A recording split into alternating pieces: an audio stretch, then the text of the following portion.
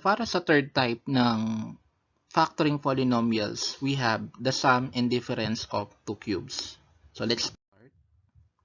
So let's have the lesson objective. Factor polynomials using sum and difference of two cubes. So dun sa previous lesson natin, factoring difference of two squares. So usually doon ang ano lang talaga ginamit natin na operation is difference. But in here, magkaiba yung sum of two cubes sa difference of two cubes. So let's have a short activity. Find the cube roots of the following numbers. Number 1, cube root of 27. So when we say cube root, ito yung nire-raise natin yung particular number to the third power. So for example, cube root of 27. So what number being raised to 3 na lilitaw yung product niya is 27. So that is 3. To check, 3 cube equals 3 times 3 times 3. And 3 times 3 times 3, the product is 27. What about cube root of 343? That is 7. To check, 7 cube equals 7 times 7 times 7 equals 343. Finally, cube root of negative 1,000. So, sa cube roots, pwedeng magkaroon ng negative na radicand. So, dito, ang cube root ng negative 1,000 is negative 10. To check, negative 10 times negative 10 times negative 10. So, let's check. Negative 10 times negative 10 is positive 100. And positive 100 multiplied to negative 10 is negative 1,000. Therefore, the cube root of negative 1,000 is negative 10. So, meron din tayong cube root table. Kaya lang dito, ang nakalista lang is 1 to 10. However, iba yung sa positive, is iba yung sa negative. So, for example, ang cube root ng 512 is 8. Pero ang cube root ng negative 512 ay negative 8. So, ayan. So, what is factoring sum and difference of two cubes? The factored form of the sum and difference of two cubes is the product of the binomial and trinomial. So, what is binomial? So, a binomial is a polynomial with two terms, while trinomial is a polynomial with three terms. So, pag finactor daw natin yung sum, and then yung difference ng two cubes na yon, ang factors niya is yung product ng binomial and trinomial. Take note, the formula in factoring the sum of two cubes is, ito siya. So, sabi ko nga kanina, ang sum of two cubes and difference of two cubes ay magkaiba. So, for example, we have a cube plus b cube. Kapag finactor natin siya, ito yung sinasabi kong product siya ng binomial, a plus b, and then trinomial, ito naman, a squared minus 2ab plus b squared. So, meron tayong rule dito sa sum of two cubes. Yung terms ng trinomial natin, itong a squared minus 2a plus b squared, kailangan alternating sign sila. So, when we say alternating, iba. So, una, negative muna, and then positive. So, laging nauuna yung negative. And then, yung binomial natin, syempre, yung sign na susundan niya is yung kung ano yung sign na nasa gitna ng given binomial. Next, while in difference of two cubes naman, a cube minus b cube, same pa rin, merong binomial, product siya ng binomial and trinomial. Kaya lang dito, yung terms ng polynomial niya are all positive. So, wala tayong dapat isipin kung ano ang magiging sign ng trinomial natin kapag difference of two cubes. Lahat sila ay positive. Pero yung binomial niya, syempre, na given is negative. Syempre, negative po kasi yung operation na nasa gitna ng a cube tsaka b cube. So, what are the steps in factoring sum and difference of two cubes? So, if possible, factor out the common monomial factor. The first step, of course. So, kailangan muna nating tignan, kuhanin kung meron siyang common monomial factor. So, ito yung pinaka-steps talaga ng factoring sum and difference of two cubes. So, yung una, get the cube root x for each term of the given polynomial. So, pangalawa, since yung ating factoring sum and difference of two cubes, may factor siya ng product ng binomial and trinomial. Dun sa binomial product, follow the sign between the given polynomial. Again, kung ano yung sign na napapagitnaan ng given polynomial, yun yung magiging sign ng binomial factor. So, while in trinomial factor, you follow the steps. Square the first cube root. Get the product of the two cube roots and square the second cube root. So let's have example number 1. M cube plus 27. So ang gagawin natin first step is cube root of M cube plus the cube root of 27. Now, what is the cube root of M cube? That is only M. Plus, so plus kasi susundan natin nung sign ito. And then the cube root of 27 is 3. To get the trinomial factor, so ang gagawin natin una, m cube, di-divide natin sa m. So that is 3 minus 1 kasi quotient rule using law of exponent, 3 minus 1 is m squared. And then multiply the first term and the second term of the binomial factor and then change to negative, magiging 3m. Finally, 27 divided by 3, that is 9. So, ito na yung factor ng m cube plus 27. So, to check, ito ang gagawin natin para mapalitaw natin na tama yung mga factors natin. Kailangan natin ipakita yung m cube plus 27. So, ito lang yung process niya. M times m squared, distribute lang natin m cube. M times negative 3m is negative 3m squared. M times 9 is 9m. So, 3 naman ang didistribute natin. 3 times m squared, that is 3m squared. So, tinapat natin siya dun sa same term niya. And then, 3 times negative 3m, negative 9m. Then, finally, 3 times 9 is 27. Saka lang natin sila i-add. So, m cube, bring down, and then negative 3m squared plus 3m squared cancelled. 9m plus negative 9m cancelled. And then 27, bring down. So, ang factor ng m cube plus 27 ay, rewrite natin ulit, m plus 3 times the quantity of m squared minus 3m plus 9. Next, example number 2, we have b cube plus 8y cube. So, first step again, subtract the cube root of b cube plus the cube root of 8y cube. So, since cube root na tayo, mahalaga na yung index natin dito, nilalagyan natin ng 3. So, kapag square root lang kasi, hindi na natin kailangan pang lagyan. So, what is the cube root of b cube? That is b.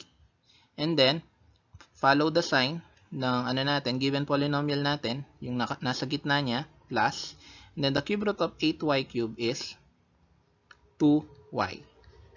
Next, paano natin kukunin ulit yung trinomial factor natin? B cube, i-divide natin yung b cube sa b. So, dun sa binomial factor, that will become b squared. And then, the product of b and 2y is 2by. And then, change lang natin yung sign, magiging negative 2by. And then, finally, 8y cube, divide natin siya dun sa 2y. Ang sagot ay 4y squared. So, the factored form of b cube plus 8y cube is the quantity of b plus 2y times b squared minus 2by plus 4y squared. Next example, number 3, we have 64k cube plus 125p cube. So, una, cube root of 64k cube plus the cube root of 125p cube. So, what is the cube root of 64? 4. What about k cube? K. The cube root of 125 is 5. Kasi 5 times 5 times 5 is 125. And then p cube is p. So, ito na yung ating binomial factor, 4k plus 5p. So, to get the trinomial factor, divide 64k cubed by 4k. 64 divided by 4k is 16k squared. And then, the middle term of the trinomial factor, 4k times 5p is 20kp, magiging minus 20kp. Okay. And then, finally, 125p cubed divided by 5p is 25p squared. So, explain ko sa inyo bakit kailangan alternate yung signs niya kapag sum of cubes. Kasi po, pag parehong negative, parehong positive yan, wala pong makakancel. Hindi natin mapapalitaw yung given na 64k cubed plus 125p cubed. So, ang factor niya is ito. 4k, the quantity of 4k plus 5p times the quantity of 16k squared minus 20kp plus 25p squared. For next example, we have 2a cubed b cubed plus 432c cubed. So, gagamitan natin siya ng common monomial factor. So, ano ang common monomial factor? Greatest common monomial factor ng 2 tsaka 432. That is 2. So, sulat natin 2. And then, sa mga variables naman niya, wala tayong common monomial factor kasi magkakaiba sila. So, para makuha yung mga terms sa loob ng parenthesis, i-divide natin yung 2a cubed b cubed dun sa 2. So, pag dinivide natin yun, ang lilitaw na sagot is a cubed b cubed plus, what is 432 divided by 2? That is 216 c cubed. Next. Itong a cubed b cubed plus 216c cubed, kailangan pa natin siyang i-factor. So, kailangan natin extract ang square root niya. So, magiging ganito siya. 2 times, what is the cube root of a cubed b cubed? A tsaka b. So, ab. Plus, the cube root of 216, that is 6. And then, c cubed, c. So, ito yung binomial factor natin. Next. The trinomial factor naman, a cubed b cubed, i-divide sa ab. 3 minus 1, that is 2. So, a squared, 3 minus 1 ulit, b squared. Next, to get the second term or the middle term of the trinomial factor, i-multiply natin ng ab tsaka 6c, and then change yung sign to negative. Magiging 6a, b, c. So, ang pagsulat ng mga terms natin dito kailangan alphabetical order. So, A, B, C. And then finally, 216c cubed, i-divide natin sa 6c. 216 divided by 6, that is 36. C cubed divided by c, 3 minus 1, 2. So, c squared. So, the factor of 2a cubed b cubed plus 432c cubed are 2 times the quantity of ab plus 6c times the quantity a squared b squared minus 6abc plus 36c squared. So for our last example, we have 8n to the 9th power plus 343. So yung ating exponent dito is 9 na siya, hindi na 3. However, multiple pa rin naman siya ng 3. So let's start with cube root of 8n to the 9th power plus the cube root of 343. What is the cube root of 8n to the 9th power? That is 2n cubed. Why n cubed? Ilang 3 ang meron sa 9? That is 3, or 9 divided by 3. That is 3. Then copy the sign plus cube root of 343 is 7. And then trinomial factor 8n 9 to the 9th power divided by 2n cubed, that is 4n to the 6th power. 9 minus 3 is 6. And then multiply 2n cubed and 7. 2n cubed times 7 is negative 14n cubed. So, change natin yung sign to minus, to negative.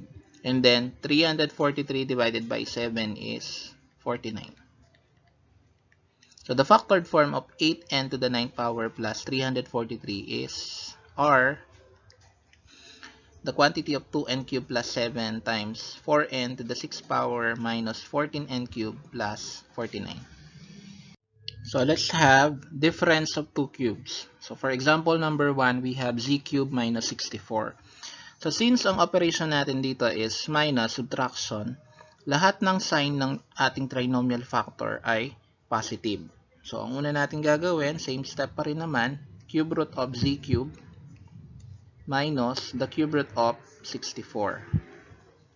So what is the cube root of z cubed? Siyempre, z lang. And then copy the sign minus the cube root of 64 is 4. Now, to get the trinomial factor again, z cubed divided by z, that is z squared. And then, yung mga sign niya is puro positive. So, z times negative, z times 4, that is 4z. And then, finally, negative 64 divided by negative 4, that is positive 16. So, therefore, the factored form of z cubed minus 64 is the quantity of z minus 4 times the quantity of z squared plus 4z plus 16. Next, number 2, we have 4g cubed minus 4,000. So, dito gagamit tayo ng common monomial factor. So, 4 and 4,000, ang common monomial factor nila is 4. So, 4 ang kanilang common monomial factor. And then, to get the terms inside the parentheses, 4g cubed divided by 4. So, that is g cubed. And then, minus 4,000 divided by 4 is 1,000. And then, yung mga terms na nasa loob ng parentheses, kailangan natin silang i-factor. So, that is 4 times, what is the cube root of g cubed? G. The cube root of 1,000 is 10. So, the binomial factor is g minus 10. While the trinomial factor, g cubed divided by g squared. So, sana clear ulit, no? So, using quotient rule, mina-minus lang sila. So, 3 minus 1, kaya naging 2. And then, yung ating middle term, g times 10, that is 10g. Finally, negative 1,000 divided by negative 10, that is positive 100. So, this is the factored form. Next, number 3, we have 27w cubed minus 512z to the 6th power. So, wala silang greatest common monomial factor kundi 1. So, let's proceed. Cube root of 27w cubed minus the cube root of 512z to the 6th power. So, the cube root of 27w cubed is 3w. Then, copy the sign minus. The cube root of 512 is 8. Z to the 6th power naman, ilang 3 ang meron sa 6? So, dalawa. So, 8z squared. Next, for the trinomial factor, 27w cubed divided by 3w, that is 9w squared. And then, multiply the first and last term of the binomial factor, 3w times 8z squared, that is 24wz squared. And then finally, negative 512z to the 6th power divided by negative 8z squared, that is positive 64. And then minus natin exponent, 6 minus 2, that is 4. Z to the 4th power. So this is the factored form. We have the fourth example, 5h to the 9th power minus 625k cubed m cubed. So, kung titignan natin yung mga numerical coefficients niya, walang perfect cube. So, ang gagawin natin, kunin natin yung greatest common monomial factor ng 5 and 625, which is 5. So, lagay natin dito 5. And then, 5h to the 9th power divided by 5, para makuha yung first term is h to the 9th power minus 625k cubed m cubed divided by 5. That is 125k cubed m cubed. So, ayan. So, ito bang terms natin o term natin, expression natin na nasa loob ng parenthesis ay perfect cube na? Yes. H to the 9, ang 9 is a multiple of 3. 125 is a perfect cube. Same with K cube, M cube. So, let's proceed. 5 times, what's the cube root of H to the 9th power? So, that is H cube. Minus, the cube root of 125 is 5. K cube and M cube, Km siya. So, we have the binomial factor. Next, the trinomial factor naman, H to the 9th power divided by H cube, that is 9 minus 3, kaya H to the 6th power. And then multiply H cube and 5 Km, that is plus 5 H cube Km. And finally, negative 125 K cube M cube divided by negative 5 Km, that is positive 25 K squared M squared. So this is the factor of the given binomial. So for our last example, we have y to the 6th power minus 64. So let's have cube root of y to the 6th power minus the cube root of 64. Now, what's the cube root of y to the 6th power? That is y squared. Next, the cube root of 64 is 4. And then this is the binomial factor. Next, for the trinomial factor, y to the 6th power divided by y squared, that is 6 minus 2, y to the 4th power. And then multiply y squared and 4, that is 4y squared. Finally, negative 64 divided by negative 4, that is 16. Is this the final answer? No, because we still need to factor y squared minus 4. Remember, difference of two squares. So, that will become y minus 2, y plus 2, times, i-copy lang natin tong trinomial factor natin, y to the 4th power plus 4y squared plus 16.